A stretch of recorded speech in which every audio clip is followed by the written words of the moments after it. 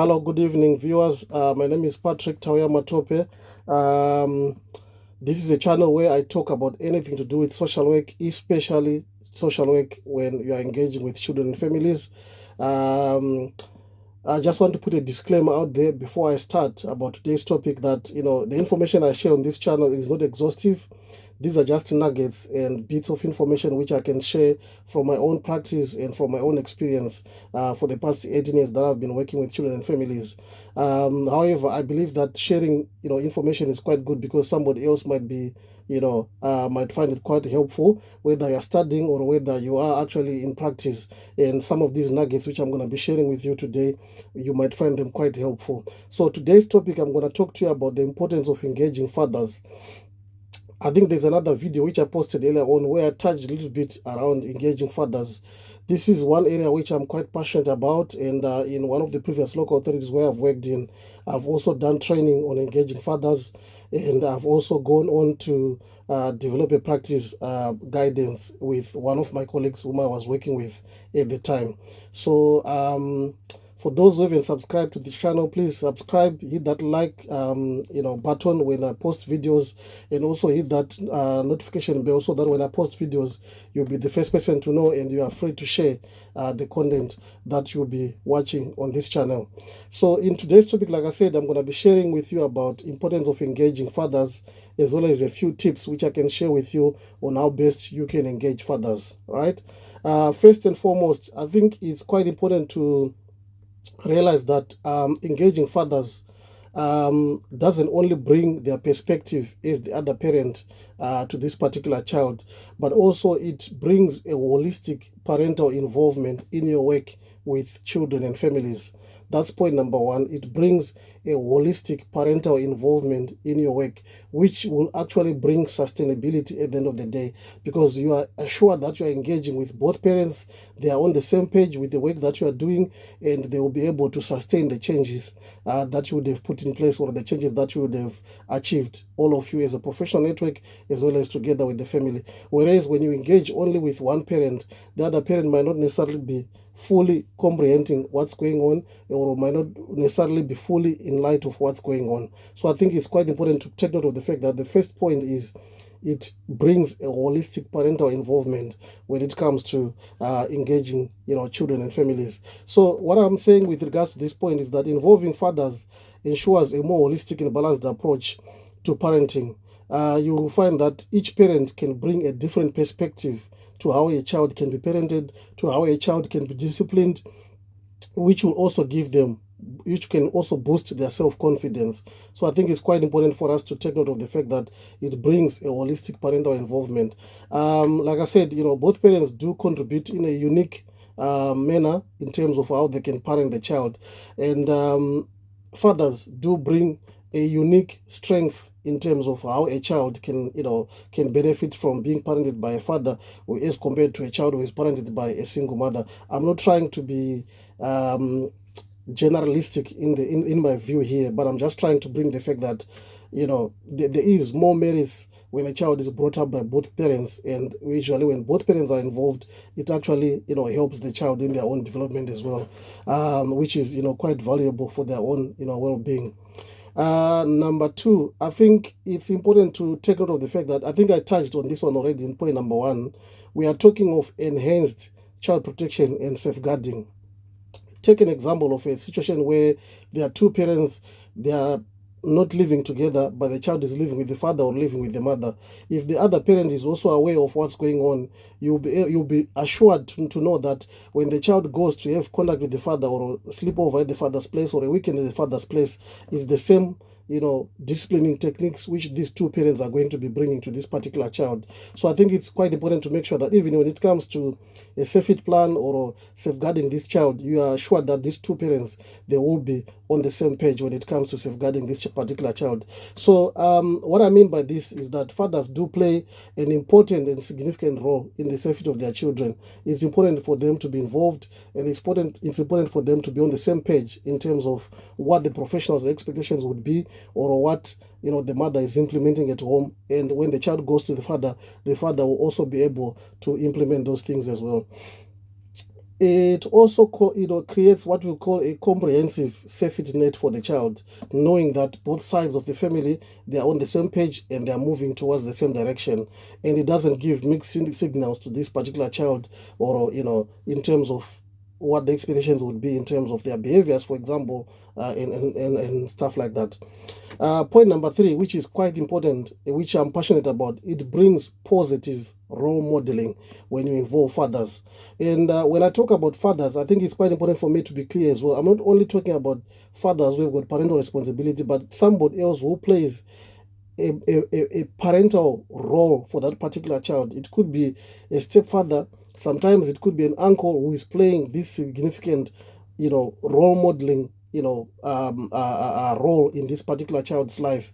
So it's quite important to know that when you involve fathers, it brings a positive role model into this particular child. They know what's good to copy, and when they grow up, they will be able to actually act out what they have been observing, and what they've seen their own parents doing actually. Um, so I think it's quite important to know that sometimes, to an extent, it also sets a positive example to this particular child, whether it's a male child or a female child. It sets a positive role model, or it sets a positive example for this particular child, and it also brings the importance of shared parental responsibility for this particular child. I think that's really, really important as well to bring out. Point number four. I think I touched on this one when I mentioned about enhanced child protection. It improves decision making for this particular child, because, as you know already, when it comes to parental responsibility, sometimes there are children where only the mother has got parental responsibility, but there are instances where also father has got parental responsibility. So when we involve fathers, you are ensuring that there is improved decision making. They are supposed to come up with a well-informed decision on what needs to be happening, whether in terms of engagement, whether in terms of positive behavior modification for this particular child. Engaging fathers helps with that as well. I would say, in most cases, when I've engaged fathers, or when I was on the front line, when I was practicing, or even now when I have pushed social workers to make sure that fathers are engaged, more so it brings fathers do bring a diverse viewpoint to how things should be like. And when it comes to disciplining techniques, you'll find that, obviously fathers do discipline children possibly differently from the way, a mom would have done. So I think it's quite important. It's also quite important to make sure that, we involve fathers when it comes to engaging children and families. And point number five, it brings increased emotional support for this particular child. You will find that children who have got parents involved from both sides, whether the paternal side and maternal side, you will find that they have more emotional support, because you are getting support from both sides, your maternal side as well as from your paternal side. So I think it's quite important to make sure that fathers are engaged, as we know that fathers do contribute significantly to the emotional support and the well-being of the children. So I think it's quite equally important for them to be involved. And I think engaging them in the work that we do, it helps strengthens the emotional bond that the father has with the child, and making sure that they are emotionally available to this particular child, because they will be fully aware of what's going on to this particular child. Take an example of a child who is self-harming, for example. Father may not actually know how they feel, they may not actually know what they're going through, but if they are involved, they will be able to actually have an emotional bond with this particular child, and be able to ensure, what we call a broader consideration of this particular child's needs. I think the other thing which is also quite important, when it comes to engaging fathers, I shouldn't be mentioning this, but I think it promotes gender equality. We always talk about gender equality.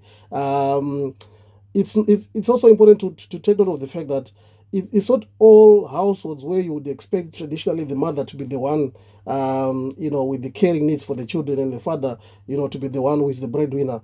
These roles are so different from one household to the other. So I think when you promote, or when you ensure that fathers are engaged, you are also in a way promoting gender equality. And by saying this point, I think it also challenges the traditional gender roles which are there, which are entrenched in some of the cultures, which are entrenched in some of the local communities as well. So you by so doing you'll be promoting gender equality as well.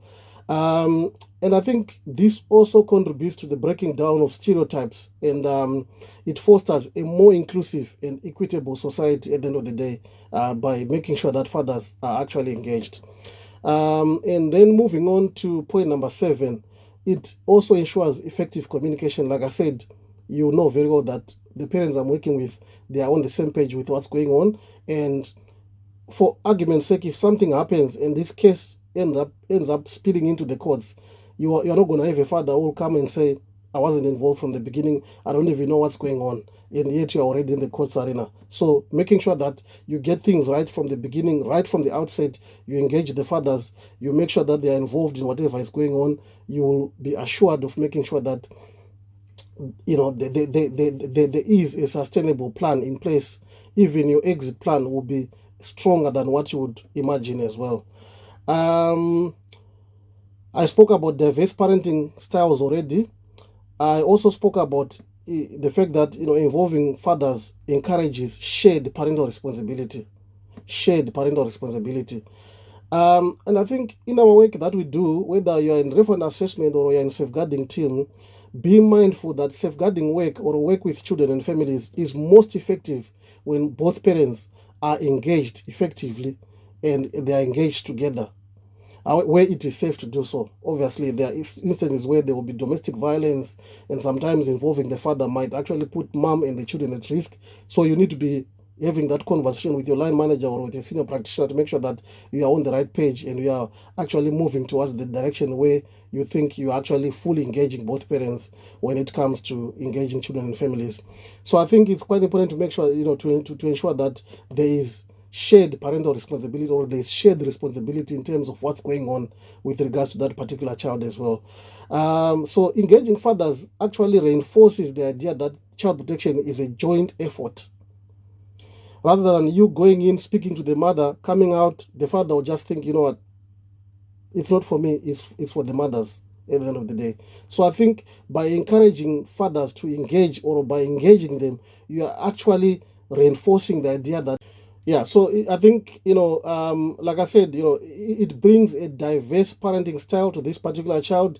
I mentioned earlier on about the fact that when fathers do discipline children, sometimes they do discipline in a different manner, or their approach might be different. So I think if you bring both of those on board, you'll be assured of having a diverse parenting style for this particular child. Even though it can be diverse, but sometimes also you might also ensure that you actually bring in uniformity in terms of how these parents can discipline children at the end of the day, because they will both be on the same page and know exactly what's happening in this household and know exactly what's also happening in that other household, especially where the two parents are not living together.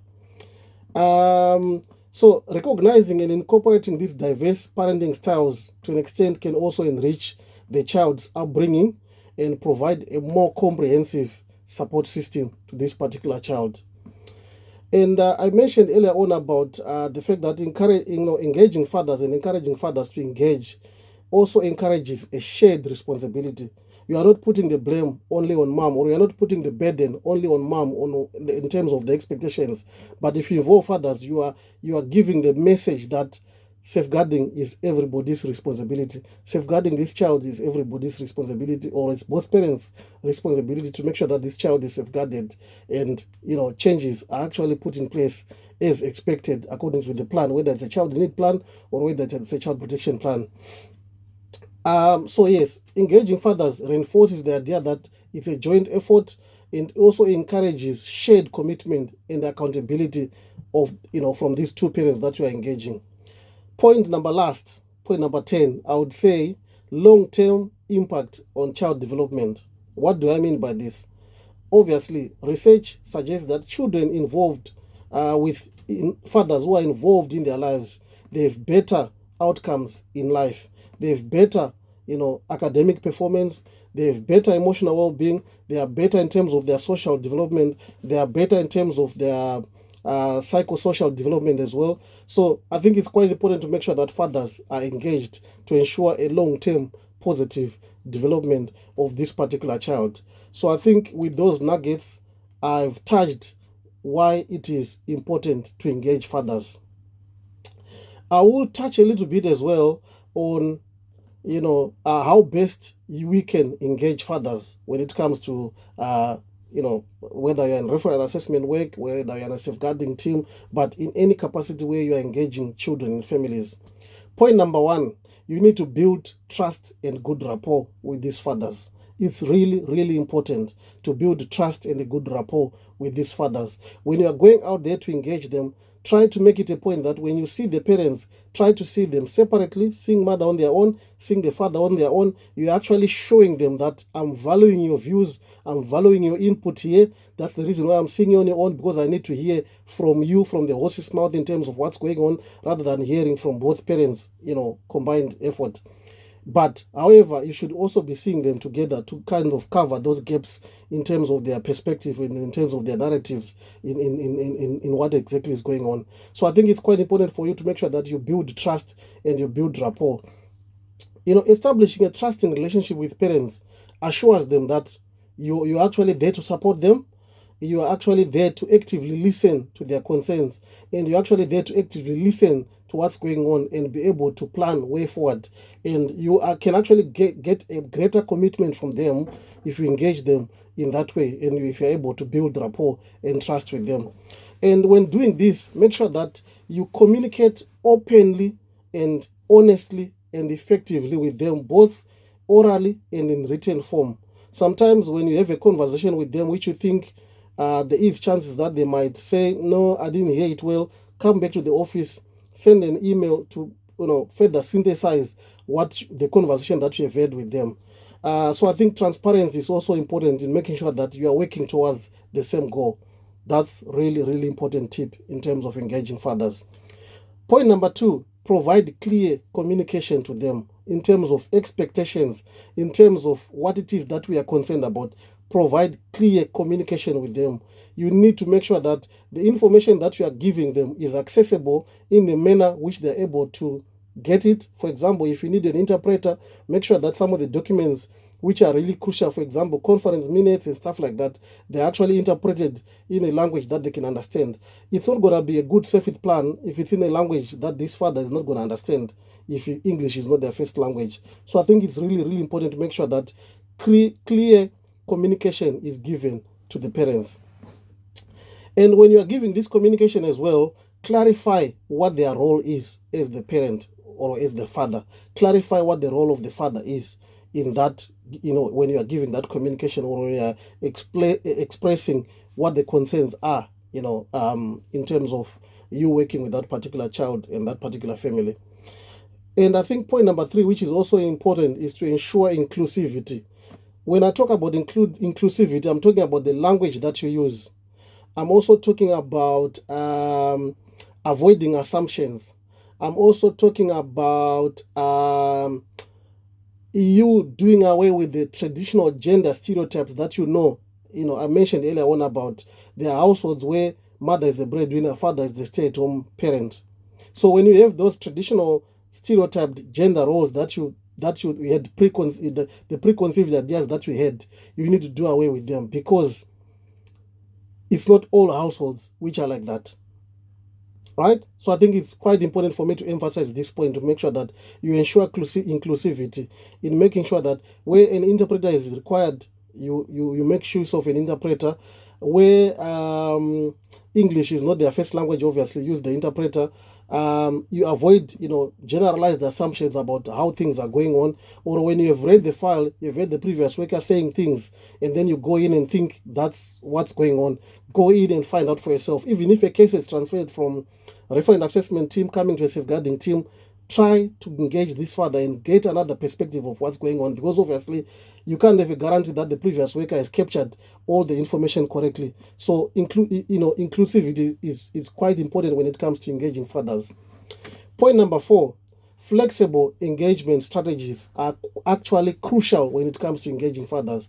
I mentioned earlier on about instances where sometimes the father is the breadwinner, sometimes the mother is the breadwinner, but sometimes fathers, we all know that sometimes they do work awkward hours, or they will be busy during working hours and they are not able to make it to meetings and so forth.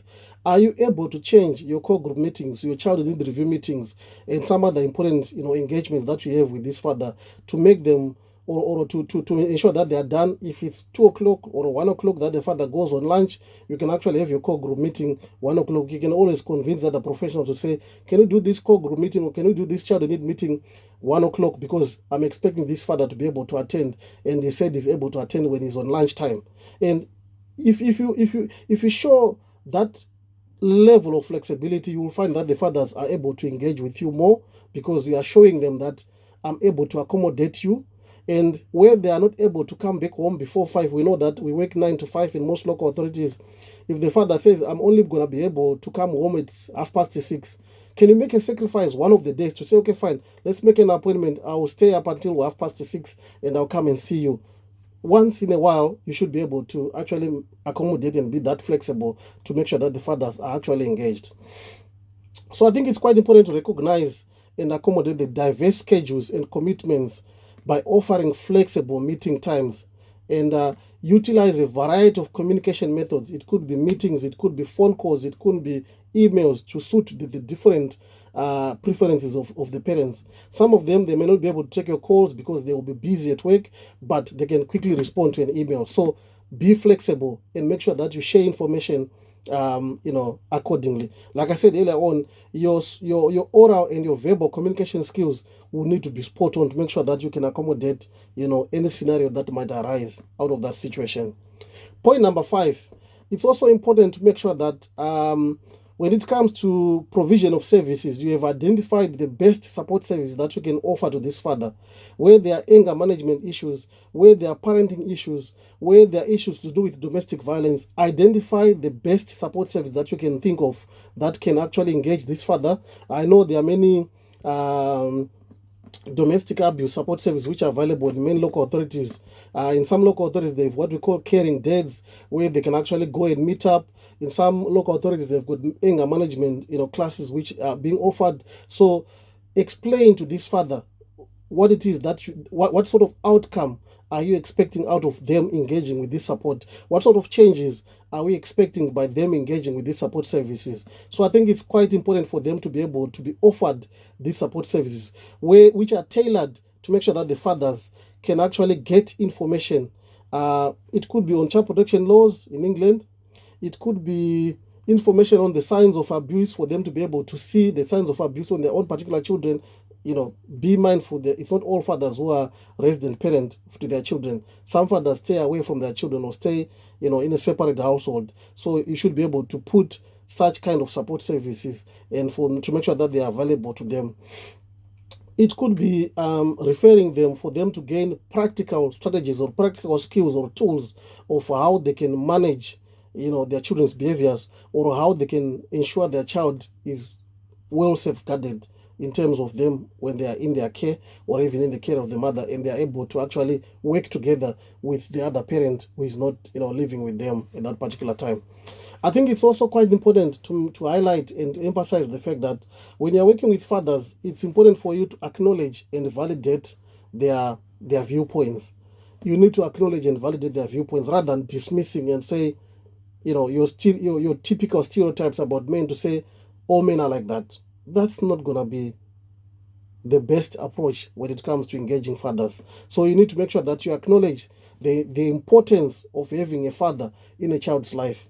You need to acknowledge and validate their viewpoints when they engage with you, rather than you have sat down with them, you have had a conversation with them, they've given you their viewpoints, but when it comes you capturing those viewpoints in your assessment, it's going the other side, actually opposite of what they've said to you.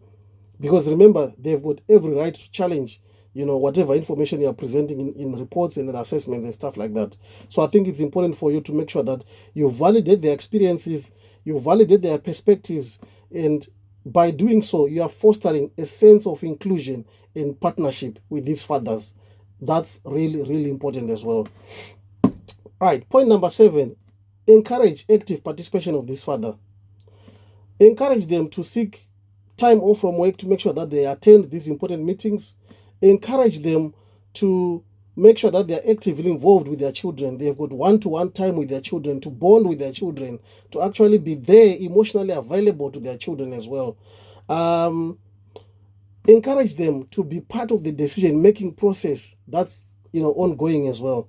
And you will find that you will get a better engagement from families when you take care of some of these points that I've mentioned earlier on. You need to make sure that you are seeking their input as you go with your plans.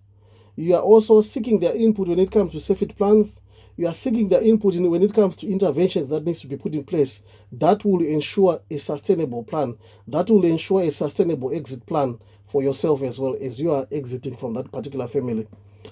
And it's also important to make sure that you encourage the fathers to belong to some support networks. There are many support networks which are there, which are quite positive. Some can be found on Facebook, some can be online engagements, some can be group sessions that they can attend, for example, caring dads and so forth. It will help them to connect with the other fathers out there. But sometimes it might be difficult for them to learn things from you as you are saying them, but if they engage with the other fathers, they can also be able to learn best practices from what the other fathers are actually doing in their own households and stuff like that.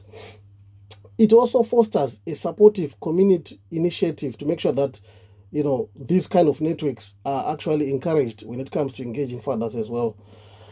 Obviously, they do share experiences and insights when it comes to them belonging to that particular kind of group as well.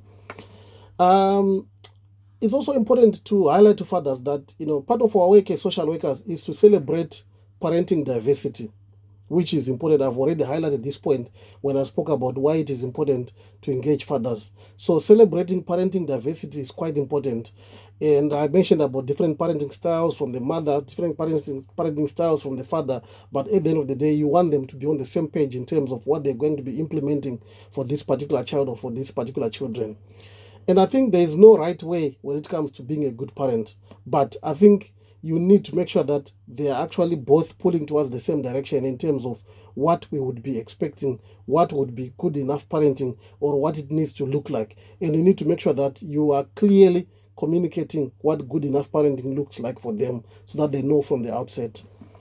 The other important point that I will mention about, which is point number 10, which will be the last point actually in terms of the tips which I'm going to be giving today, is to make sure that there is regular communication. I spoke about oral communication, I spoke about written communication. Make sure that there is regular communication with the fathers. Even if they haven't attended the meeting, be in the habit of updating them of what's going on, and make sure that when you're emailing them, you're also soliciting their own viewpoints on what's going on so that you can actually incorporate those viewpoints as you go forward. So I think it's quite important to make sure that you establish regular communication, and you need to be very responsive when they are inquiring something, when they are asking you a question. You don't take 2-3 days to answer them, and when they are raising concerns, you need to make sure that you are showing them that you are listening to their concerns and you're actually addressing these concerns. So it's important to keep them informed of their child's progress, whether it could be in school, whether it could be other safeguarding measures which have been put in place as well, and to give them advice on what they will need. For example, if they don't have parental responsibility, what is it that they need to do for them to gain parental responsibility over that particular child? Encourage them to to be going to court, or to be or the advice that you think will be commensurate with that presenting situation that you are working on. It's also important to seek feedback when you are giving this regular communication. Seek feedback from them, and you should be able to use this feedback for your continuous improvement as a practitioner or as a service that is engaging fathers. It's really important to make sure that when engaging fathers, you are creating a welcoming environment for them, rather than mentioning to them that no, I'm not going to be doing the meeting at 1 o'clock because whatever it is. So you need to make sure that you are creating a welcoming environment where they will feel like they are really valued, where they will feel like they are really important in this particular child's life as well. Yeah. So I think with those few nuggets, I would say that's all I had to share with you today. If you haven't subscribed to the channel, please subscribe. It will help me in terms of bringing up content like this. And hit that notification bell, so that when I post again, you'll be the first person to know, and you are free to share these videos as well. Thank you so much.